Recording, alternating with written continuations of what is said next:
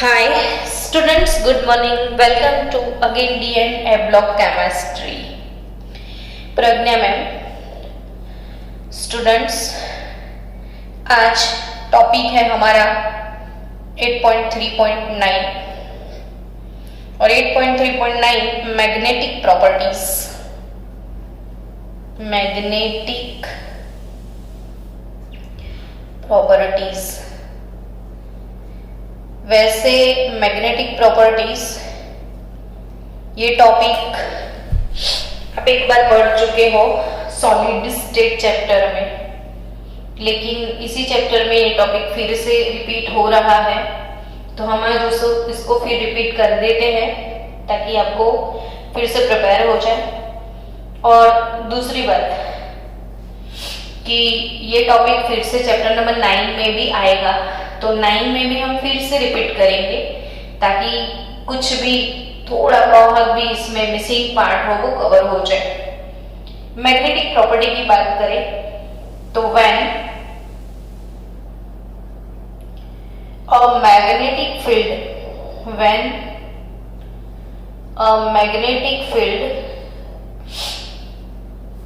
is applied to substance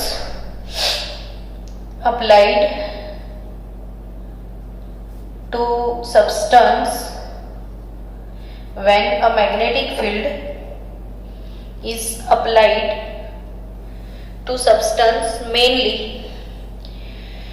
two type of magnetic behaviors are observed.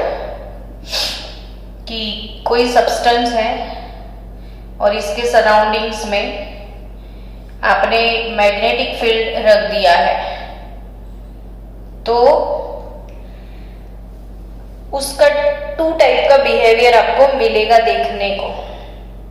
अब आप मन में बोलने लग गए होंगे, हाँ मैम पता है, डायमैग्नेटिज्म है ना, diamagnetism.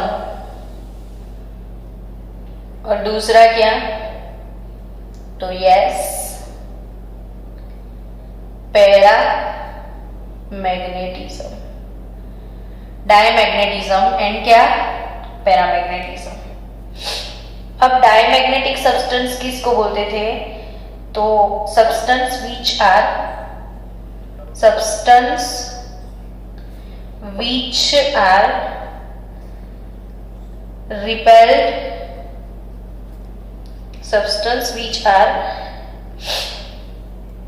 repelled by the applied field. अगर मैग्नेटिक फील्ड में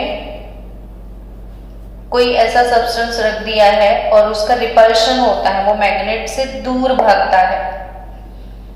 कभी मैग्नेटिक फील्ड में अपने सब्सटेंस को रख दिया, मान लो ये सब्सटेंस है, ये मैग्नेटिक फील्ड है, ग्रीन वाला मैग्नेटिक फील्ड है, तो दो पॉसिबिलिटी है, या तो वो मैग्नेटिक फील्ड की तरफ अट्रैक्ट होगा या मैग्नेटिक फील्ड से दूर जाएगा. तो ऐसे substance which are repelled by the applied field that are called diamagnetism. और व्हाट इज पैरामैग्नेटिज्म, तो paramagnetic substance are attracted towards the field. So substance which are attracted towards magnet, यानी दो possibility कौन कौन सी है बच्चों, कि किसी सब्सटेंस को अगर मैग्नेटिक फील्ड में रख दिया है और अगर वो मैग्नेट से अट्रैक्ट होता है तो पैरामैग्नेटिक, और अगर वो मैग्नेट से दूर भागता है तो डायमैग्नेटिक. मैंने आपको एक चीज सिखाई है, पता है ना, यूपी. कौन सा स्टेट, गुजरात नहीं, इंडिया का कौन सा state, UP, Uttar Pradesh. Paramagnetism का पी, पैरामैग्नेटिज्म का पी, तो UP, you means unpaired electron.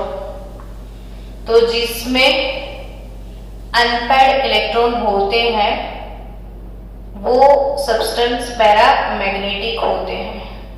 अब अनपेड इलेक्ट्रॉन की वजह से वो क्यों पैरामैग्नेटिक होते हैं, तो वो चैप्टर 1 में फुल्ली डिटेल में मैंने एक्सप्लेन किया कि इलेक्ट्रॉन को ऐसे स्पिन होती है क्लॉकवाइज और एंटी क्लॉकवाइज।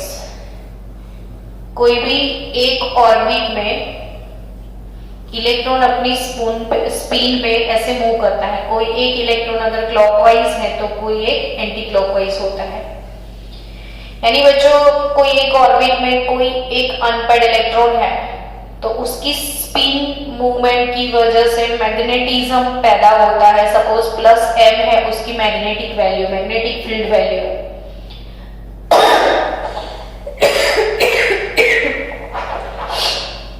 सॉरी, और मान लो डाउन है, तो ये पेयरिंग में होते हैं। तो किसी एक का +m फील्ड है तो दूसरे का -m फील्ड है, तो +m फील्ड -m से कैंसल हो जाता है। तब भी अगर किसी के पास पेयर्ड इलेक्ट्रॉन है तो वो डायमैग्नेटिक, और अगर किसी के पास अनपेयर्ड इलेक्ट्रॉन है तो वो paramagnetic. Now students, substance which are attracted very strongly, paramagnetic are not attracted very strongly, they are attracted weakly, मतलब weak attraction फील करते हैं, weak attraction। चैप्टर 1 में भी ये बात मैंने प्रेशर डाल के बोली थी, weekly attracted towards magnetic field is called paramagnetic, and strongly attracted, बहुत ज्यादा स्ट्रांग अट्रैक्शन पैदा करेगा तो वो हो जाएगा फेरोमैग्नेटिक। ठीक है, इनफैक्ट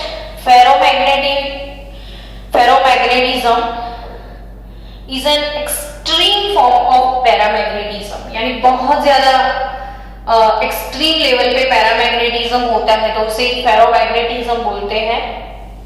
एंड बच्चों, पैरामैग्नेटिज्म किसकी वजह से अराइज होता है, मैंने अभी अभी बोला, तो presence of unpaired electron, and each unpaired electron having magnetic moment associated with its spin angular momentum and orbital angular momentum.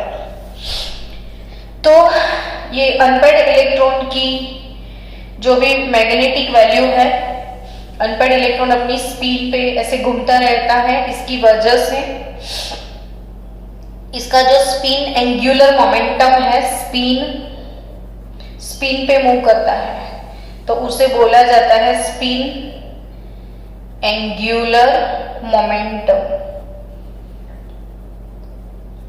और वो ऑर्बिट में भी मूव करता है। इलेक्ट्रॉन ये न्यूक्लियस के सराउंडिंग्स में अपनी स्पिन पे तो ऐसे मूव करता है, साथ साथ में ऑर्बिट में भी मूव करता है, तो ऑर्बिट से उसे ऑर्बिटल एंगुलर मोमेंटम भी मिलता है। तो स्पिन एंगुलर मोमेंटम और ऑर्बिटल एंगुलर मोमेंटम दोनों की वजह से उसे मैग्नेटिक मोमेंट मिलता है।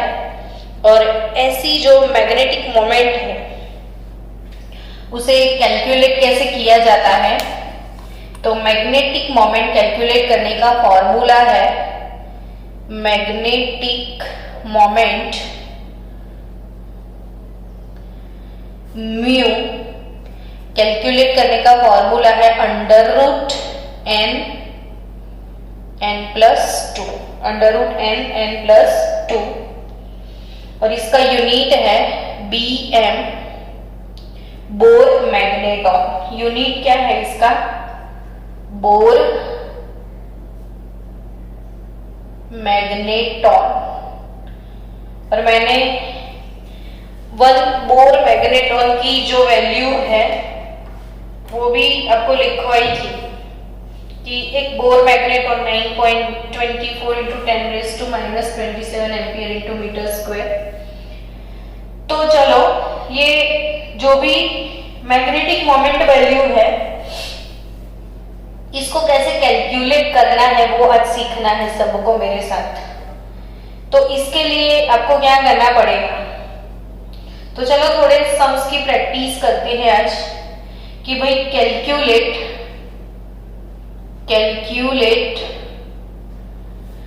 मैग्नेटिक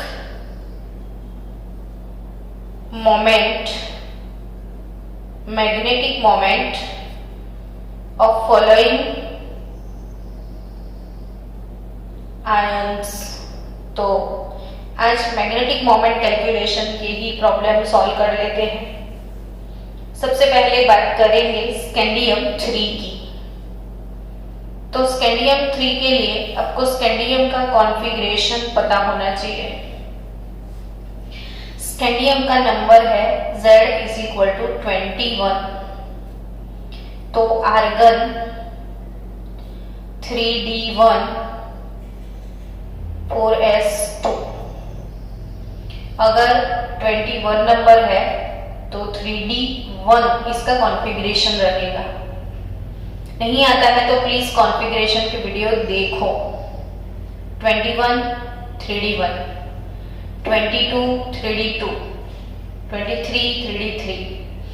अब स्कैंडियम 3 यानी उसने 3 इलेक्ट्रॉन लूज कर लिए, 3D का 1 4s का 2, तो बचा क्या, सिर्फ आर्गन 3D 0 4s भी 0। Now number of unpaired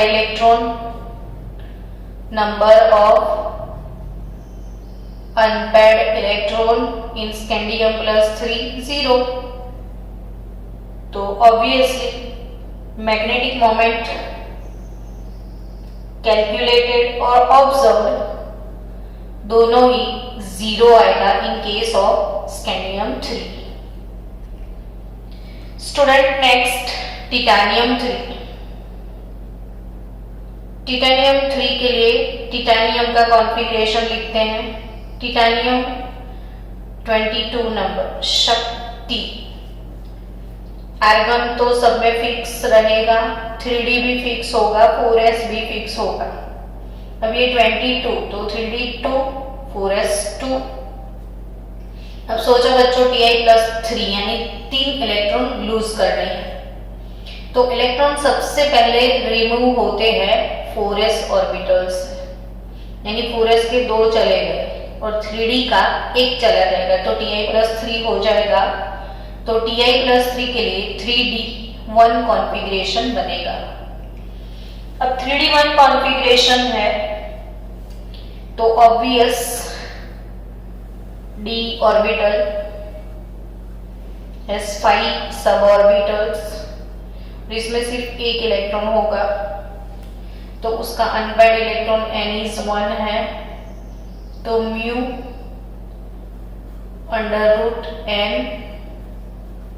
n+2 bore magneton, तो √1 1+2, तो 1+2 3 √3, तो √3 का कैलकुलेटेड वैल्यू निकलेगा 1.73।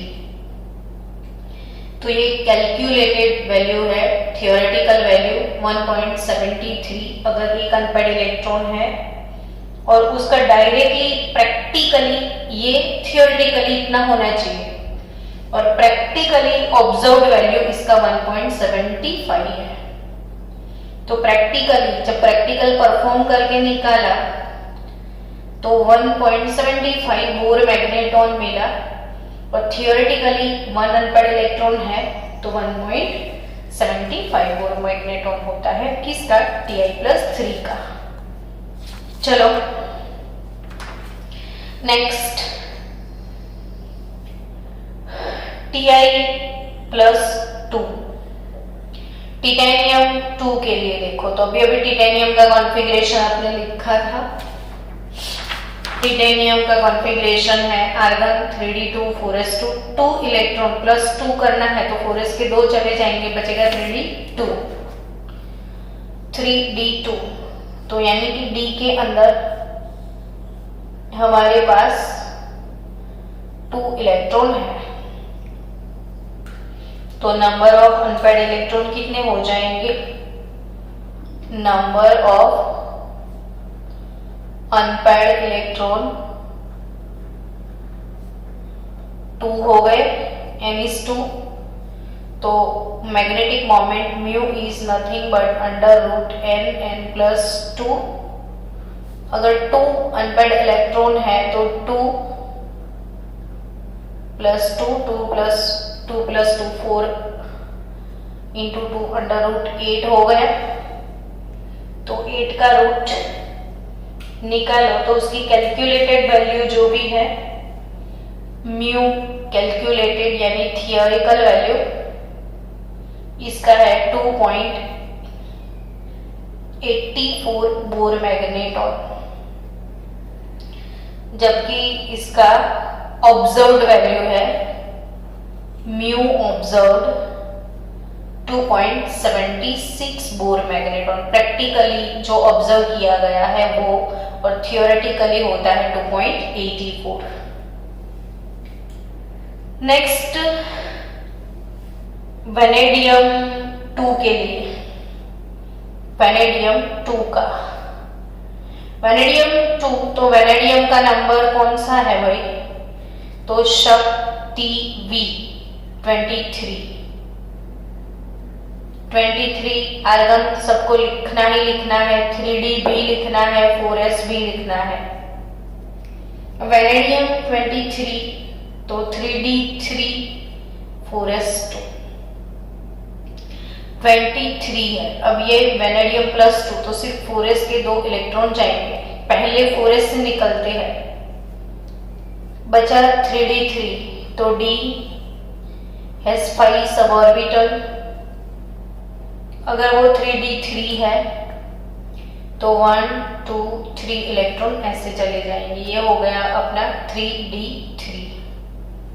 तो इसका म्यू कैसे निकलेगा? तो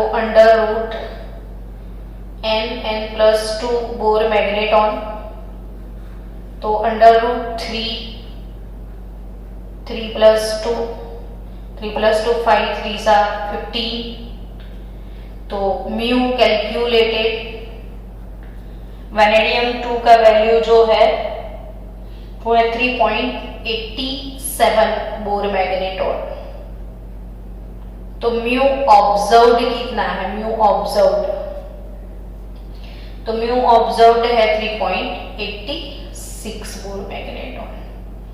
इतना होना चाहिए, इतना आ गया यानी कंप्लीट है फॉर्मूला, कोई इश्यू नहीं है फॉर्मूला में। चलो नेक्स्ट वेनेडियम 2 के बाद Cr2 की बात की जाएगी। Cr2 क्रोमियम 2 का मैग्नेटिक मोमेंट अगर आपको कैलकुलेट करना है तो क्रोमियम का कॉन्फ़िगरेशन क्रोमियम Z = 24, आर्गन लेकिन क्रोमियम में एक्सेप्शन है 3D5 4s1। अब क्रोमियम 2 तो 4s का एक चला जाएगा और एक D में से निकल जाएगा तो बचेगा 3D4। अब अगर वो 3D4 है तो D के अंदर 4 इलेक्ट्रॉन अरेंज करो, 1 2 3 4 और 4 के 4 अनपेयर्ड इलेक्ट्रॉन है। तो मैग्नेटिक मोमेंट म्यू इज √4 4 + 2 4 + 2 6 4 सा 24 और √24 यानी 3D4 के लिए इसका मैग्नेटिक म्यू कैलकुलेटेड वैल्यू हो जाएगा 4.90 बोर मैग्नेटॉन। वही इसका ऑब्जर्व्ड वैल्यू हो जाएगा 4.80 बोर मैग्नेटॉन। तो ये हो गया D4 के लिए। चलो नेक्स्ट D4 के बाद Mn+2 के लिए अगर आपको वैल्यू कैलकुलेट करना है तो मैंगनीज का नंबर कौन सा है? Z = 25। तो आर्गन 3D5 4s2 हो जाएगा। अब मैंगनीज 2 है तो ये होगा 3D5 और अगर 3D5 सिस्टम है तो D में 5 अनपेड इलेक्ट्रॉन आपको मिलेंगे, 3d5, तो 5 इलेक्ट्रॉन ऐसे ही अरेंज होने वाले हैं। तो total number of unpaired electron आपको मिलेंगे 5। तो mu calculated n+2 bore magneton, तो √5, 5+2 बोर मैग्नेटॉन, तो 5+2 7, 5 35 और √35, तो 5.92 bore magneton mu calculated value है। और म्यू ऑब्जर्व इसके लिए है 5.96 बोर मैग्नेटॉन। चलो मैंगनीज के बाद अगर Fe2 के लिए आपको निकालना है Fe2, तो Fe2 के लिए मैग्नेटिक मोमेंट कैसे निकलेगा? तो Fe का नंबर है Z = 26, तो आर्गन 3d6 4s2। अब Fe2 तो आर्गन 3d6 बचेगा खाली, और d6 के लिए कैसे इलेक्ट्रॉन डालने हैं वो देखो। d6 रहेगा तो 6 इलेक्ट्रॉन कैसे अकोमोडेट करने हैं, तो 1 2 3 4 5 6। अब अनपेड कितने मिले? तो 1 2 3 4, तो n = 4 अनपेड इलेक्ट्रॉन हो गए। तो 4 के लिए तो म्यू कैलकुलेटेड आपको पता है, अब तो 4.90 बोर मैग्नेटॉन होता है। वैसे अब थोड़ा होमवर्क दे देते हैं आपको। कोबाल्ट 2, निकल 2, कॉपर 2 और जिंक 2, ये इतने रेडिकल आपके होमवर्क में रहेंगे। तो इसकी मैग्नेटिक मोमेंट आपको होमवर्क में कैलकुलेट करनी है। Student example 8.8, example text book का एग्जाम्पल 8.8, वो भी आपका होमवर्क। इतना होमवर्क आप मुझे सॉल्व करके भेजिएगा। और उसके बाद है फॉर्मेशन ऑफ कलर्ड आयन और formation of complex compound, catalytic property, interstitial compound, alloy formation, वो सारी चीजें नेक्स्ट लेक्चर में कंप्लीट करेंगे हम लोग। तो आज के लिए बस इतना ही काफी है। मैग्नेटिक प्रॉपर्टीज और बाकी के छोटे छोटे वीडियो ही बनाएंगे टॉपिक वाइज हम लोग।